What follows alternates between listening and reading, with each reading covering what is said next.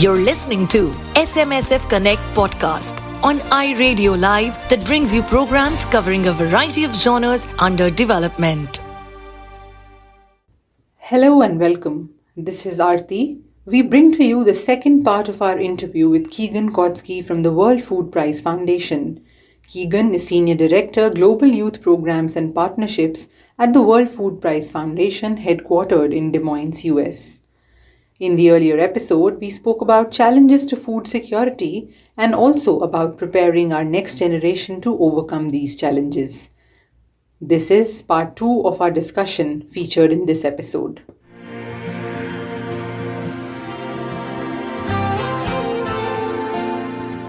So moving on to the next question, Keegan, you head the Global Youth Programs and Partnerships at World Food Prize Foundation, and your career path also began as a George Washington Carver intern in 2001. So how do you think we should be empowering the next generation and preparing the food leaders of tomorrow? Absolutely.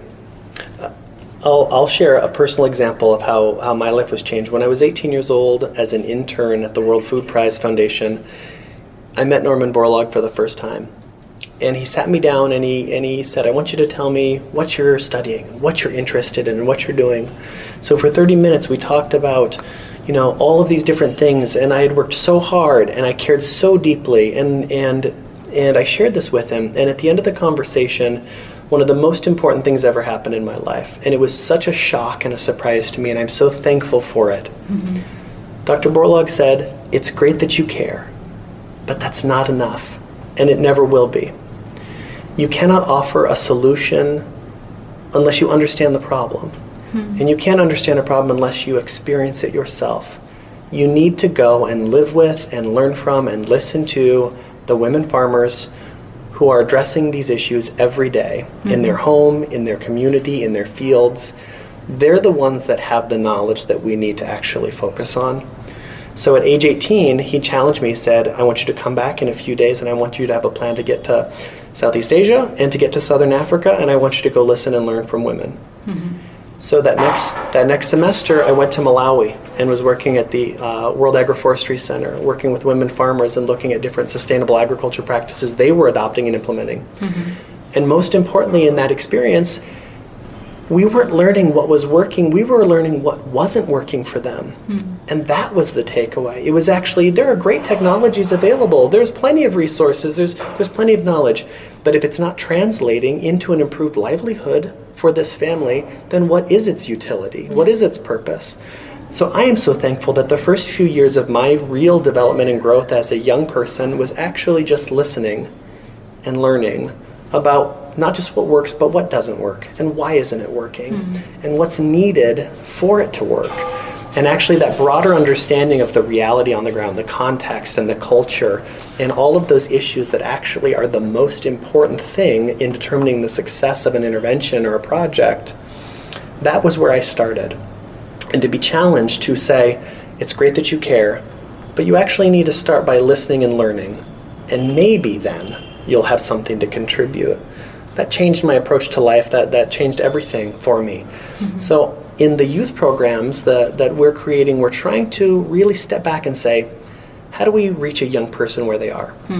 Let's let them pick the thing that they're interested in.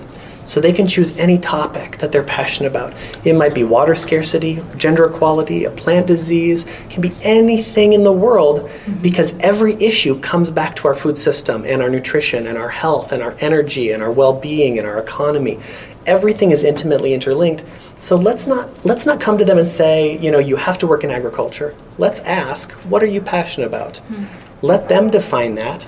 And then learn about, okay, what are these issues in another place in the world where they don't live? So we ask them to focus on a country not where they live or grew up, some other context. So they're learning about another way of life, another type of family and economy and culture. Mm-hmm. And so as they're looking at those issues in an applied way, they're learning about global understanding, about cultural differences and distinctions, about what contexts vary and why and how and why that matters.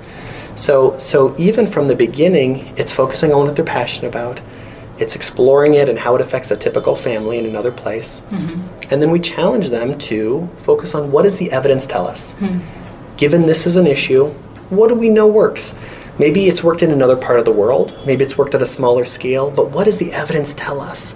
And based on that, in the context you just described, what do you think would work here? And how would we implement it? Who should pay for it? What challenges will we face? What are those practical, actual, context-specific issues that we need to think about? So I say all of that because I think it's important that we're both reaching people where they're at, young people, based on their interests. Not telling them what they should do, not telling them the future that should be ahead of them. Let's start with what are they interested in, what do they care about, because that'll help them build a life where they're driven by passion and energy and they love what they do so they can contribute the most. And then let's start shaping this experiential learning around understanding other cultures and contexts, what evidence means and why we can listen to it to better inform our decisions and what we do. And let's give them a voice and a seat at the table to actually drive that conversation. The reason that's so important is, and Dr. Borlaug, made a very powerful statement when we were creating our youth programs. He said, if we want someone to be solving these problems at age 50 as a CEO, as a scientist, as a political leader, head of state, we have to, at age 15, have them thinking about it. True. And understanding the issues and preparing themselves over the next 30, 40 years to be prepared to make those tough decisions, to prioritize the right things. So it's not about expecting someone at the peak of their career to be ready. We have to help prepare them for that future. And so how do we make sure that we're giving a 14-year-old or a 17-year-old or a 22-year-old a place in this critical work? So one of the things that's so beautiful about the SM Segal Foundation and our partnership is that you're doing this incredible work every day in villages and communities across India. And there's an opportunity here for young people to come into that space, to learn and listen and get to start understanding the broader context and complexity of the world we live in and see how they have a place in solving these issues and addressing it. I think it's the power of our partnership and one of the really beautiful things about the work of the World Food Prize and the Segal Foundation. Yeah, you've already touched on the next question. How many more questions left? Last question. Last one, because people are waiting for him for lunch. Oh, sorry, okay.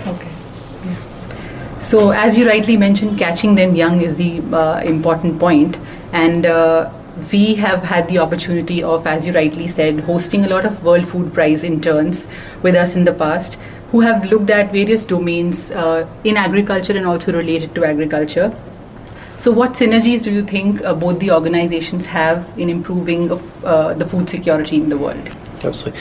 The work that the SM Segal Foundation is already doing on the ground across so many villages and communities is having a transformative impact and is improving lives, improving access to clean water, improving the quality of the food system and access to nutrition and better health, and in so many ways is improving livelihoods in the ways that matter most.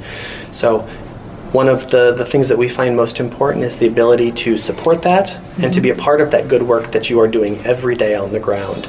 And so to be able to partner to place incredibly promising young leaders, future researchers, but social scientists and economists and future politicians and small business owners.